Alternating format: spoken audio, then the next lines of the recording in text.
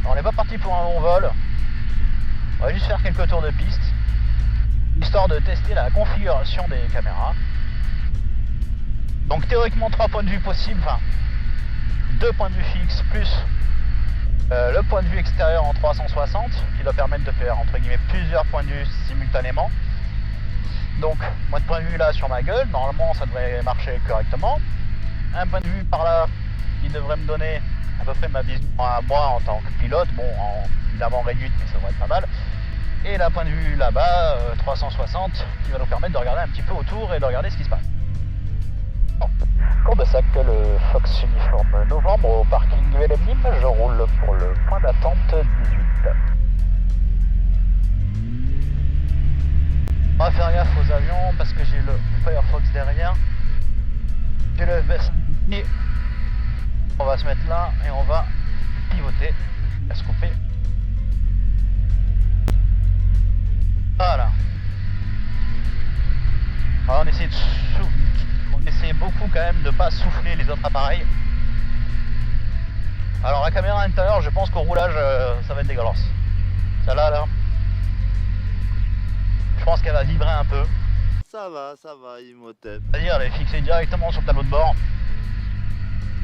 Et comment dire, le tableau de bord d'un Coyote de 91, c'est pas ce qu'il y a de plus rigide non plus. Hein. Un morceau de tôle. Faut pas se faire chier avec des trucs plus compliqués que ça. On a un vent qu'on sait pas trop ce qu'il fait quand même. Hein. À la base il devait être sud. Et au final il est que dalle. Bon, il y a un joli trou là, faudra faire gaffe. Allez.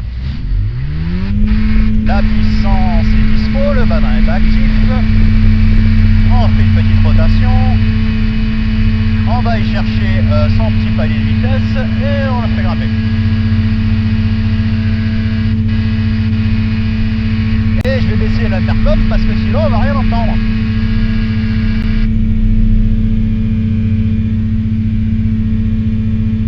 Donc on m'entend toujours. Ouais, donc on a passé les 400 pesos, donc on va lui rendre un petit peu la main. Et on va lui baisser un petit peu le régime pour éviter à la fois de consommer comme un gros porc. Donne-moi la gourdasse. Le voyage m'a donné grand soif. Et à la fois de se faire engueuler par les habitants du coin parce qu'on passe avec le régime à fond.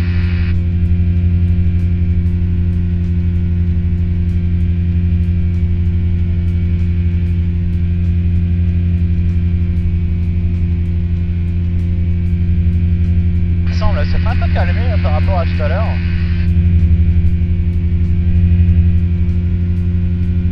Ah non, j'ai rien dit. Ah non, j'ai rien dit. Ça pompe toujours un peu.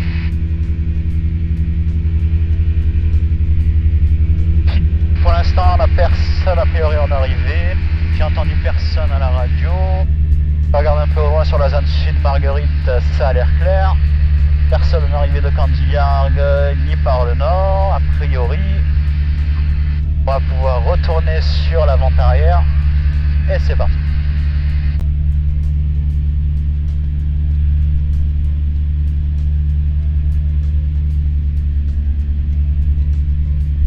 Courbesac, le Fox Uniforme Novembre en vente arrière pour un toucher sur la 18.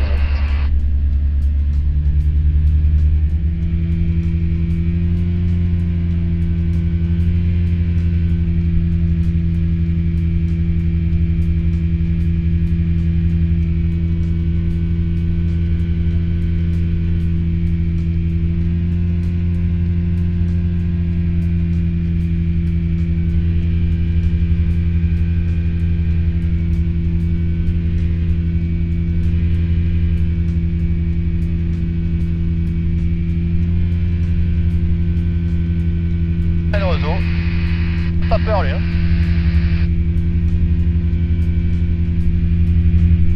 Ouais, toujours personne arrivé, hop. Pas un peu tôt, mais hein. Courbesac, le Fox Uniforme Novembre en étape de base pour un toucher sur la 18. Et on est haut, donc on va pouvoir des flaps, parce qu'à mon avis, on va se faire pomper en plus. Rien de sexuel. Oh, on est très haut. Ah, c'est magnifique les pompes comme ça.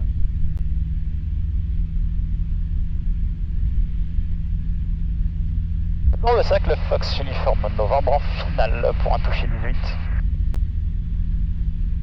On va le laisser faire.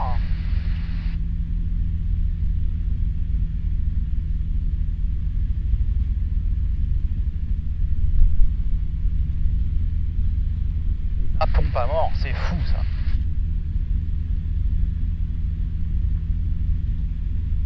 Là, typiquement, on va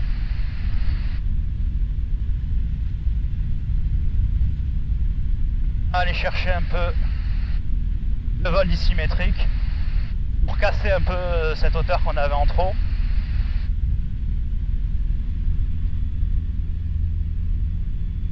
Alors, on va poser loin de toute façon, mais bon, c'est pas grave.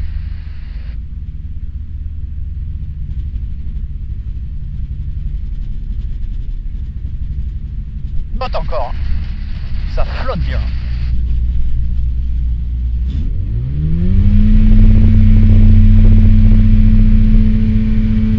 On est vraiment sur un temps où on a masse d'air qui est un peu sa life là, dans tous les sens.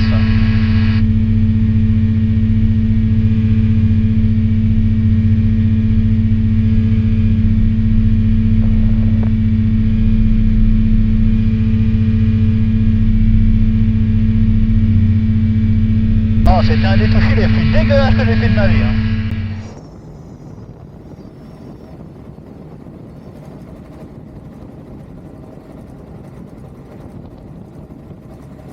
C'est de la merde.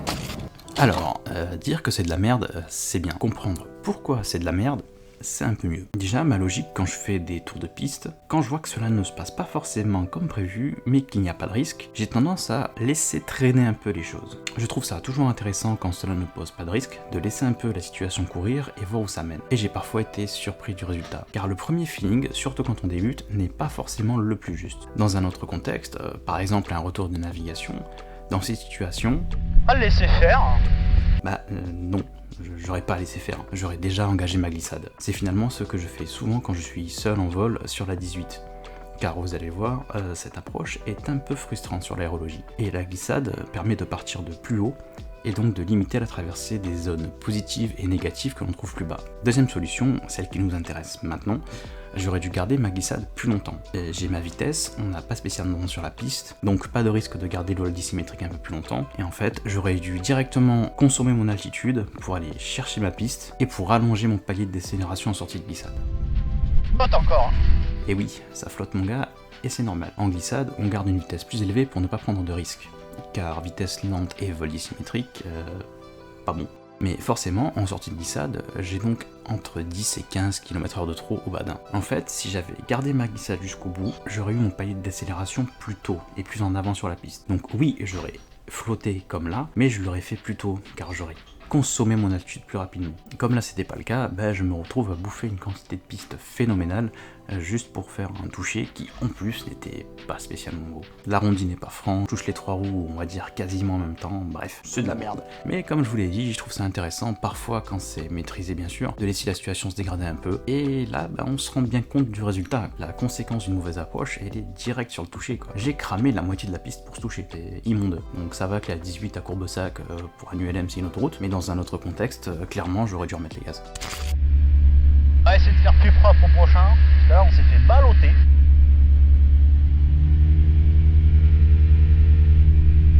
Allez, on vire en vente arrière.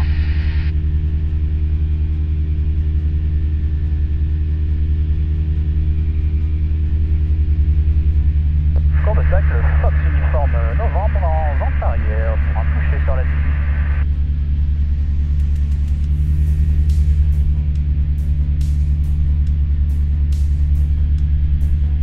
Il faut savoir que la 18 à Courbesac n'est pas forcément une piste extrêmement facile. Elle n'est pas très difficile non plus, faut pas exagérer. Mais en fait, elle a une aérologie un peu à chier sur tout.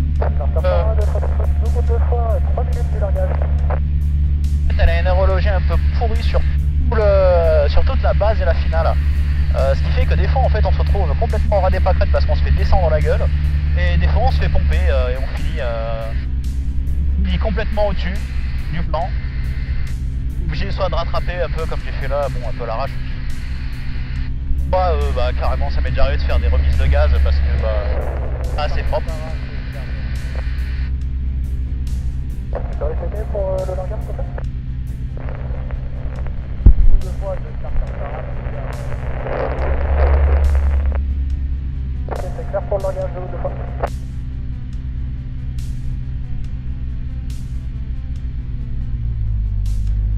Pour le tacle Fox Uniforme Novembre en base pour un toucher 18.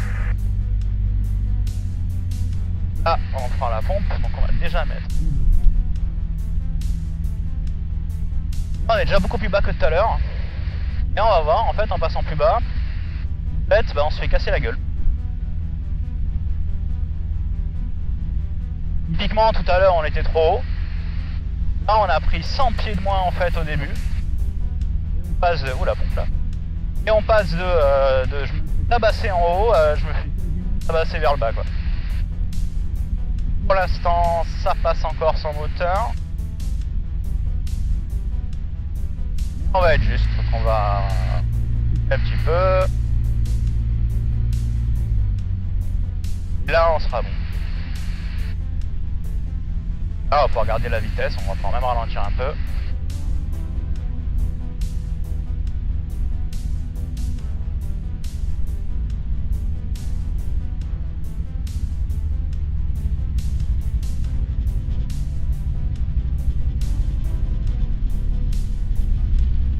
Ah, juste un peu avant les blocs, c'est dommage.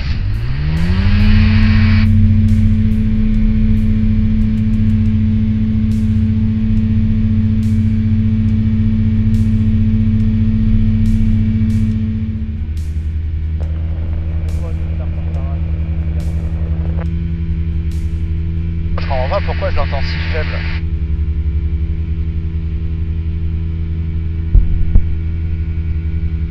Et ça, je vais descendre là. Ah, peut-être là, ça ira. Sarah, tu peux répéter pour le largage?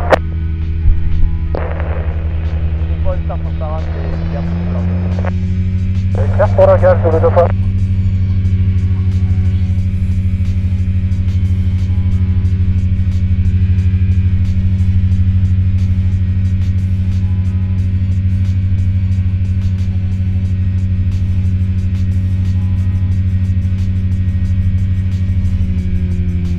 Retour de cette Fox Uniforme Novembre en vente arrière pour un toucher. Je suis de baisser ça là, que je me fais défoncer l'oreille.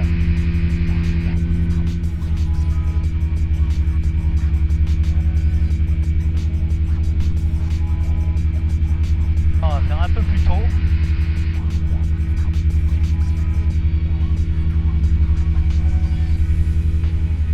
Pour le time de Foxtrot Zulu, deux fois largeur Sarah, on est vertical des installations, deux pieds, on descend pour intégrer la vente arrière pour un complet piste 18. Pour le sac, le Fox Uniforme Novembre en base pour un toucher 18. Et on a visuel Zulu deux fois.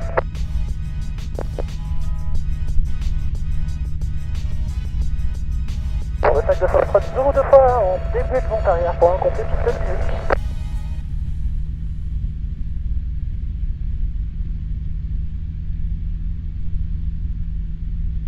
Pour le sac Fox Uniforme Novembre en dernier virage pour un toucher 18.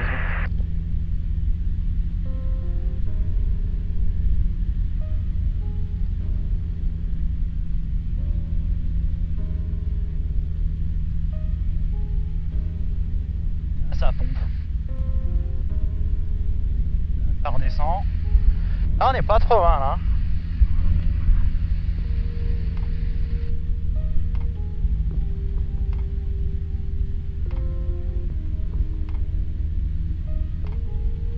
On va essayer de pas manger avant les blocs par contre. Ça serait bien.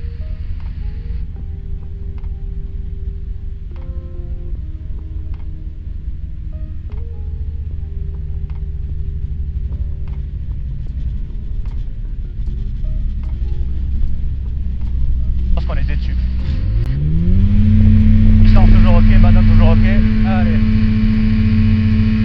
de Foxtrot Zulu 2 fois en étape de base pour un complet petit peu.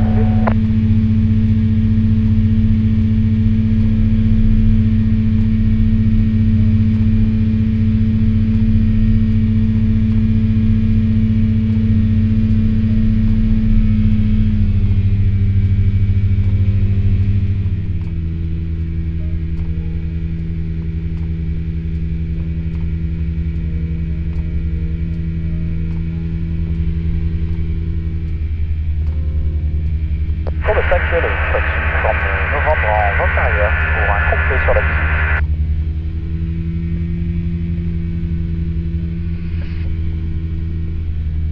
On se fait pomper maintenant. Encore une fois, rien de sexuel.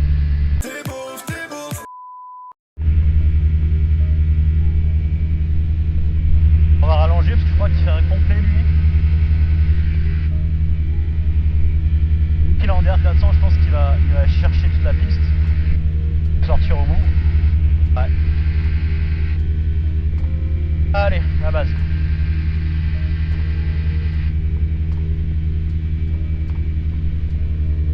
Le Fox uniforme novembre en étape de base pour un complet. Faut que je baisse l'intercom. C'est quoi, faut que je baisse là? L'intercom ou le casque?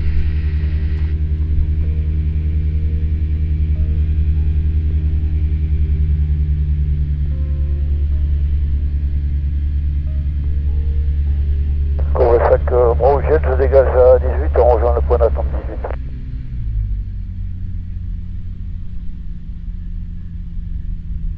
Courbe 5, le Fox uniforme novembre en finale pour un complet 18.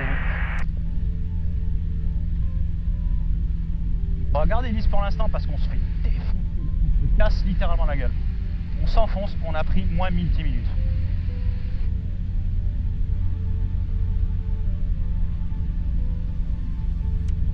Ah, on va voir ce que ça donne là. Ah, ça pompe un peu. Toujours lisse, faut pas trop perdre de traîner parce que sinon on va se faire baiser.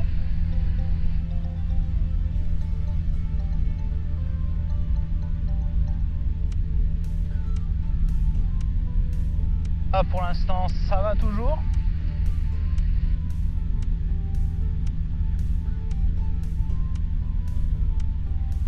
On fait très bas, on finit vraiment très bas en liste.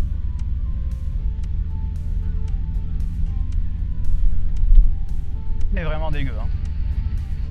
L'aérologie aujourd'hui est vraiment dégueulasse. Ça bien smooth. Oh, ça allait. Bon, et je décolle. Ça aurait été quand même intéressant, mais même si les touchés n'étaient pas très très jolis. Après, quand il s'agit de faire un vol classique, ça passe pas spécialement de problème, vu que le souci de l'aérologie est un peu dégueu, on l'a surtout là, nous en basse altitude sur le tour de piste, mais après, dès qu'on monte un peu, en fait, ça va mieux. On n'a plus ces problèmes-là, donc pour des vols classiques, ça va. Maintenant, pour de l'entraînement, c'est intéressant à faire, mais ce qui est vraiment difficile, c'est quand on veut chercher. Théoriquement en ULM, au moment où on coupe entre guillemets la puissance. Pour le sac de Foxtrot Zulu, on est au parking segment, on roule au parking para. Quand on coupe normalement la puissance, en fait, on ne la remet pas jusqu'au toucher. Théoriquement, on fait ça quasiment comme un exercice pas de moteur en fait. Maintenant, quand d'un tour de piste sur l'autre, tu te prends au même endroit juste parce que tu as 30 ou 50 pieds d'écart, tu te prends une différence soit de plus 1000 pieds minutes, soit de moins 1000 pieds minutes, pardon, soit de quasiment zéro parce qu'en fait tu pompes complètement et tu es obligé de mettre le nez dedans et que tu peux pas garder ta vitesse stable parce que tu es obligé de ne pas te faire bombarder en haut. Ah, ça devient compliqué quoi. Ça devient compliqué avant d'apprécier en atterrissage. Pour le 5, le Fox uniforme novembre au parking, je quitte fréquence en bas.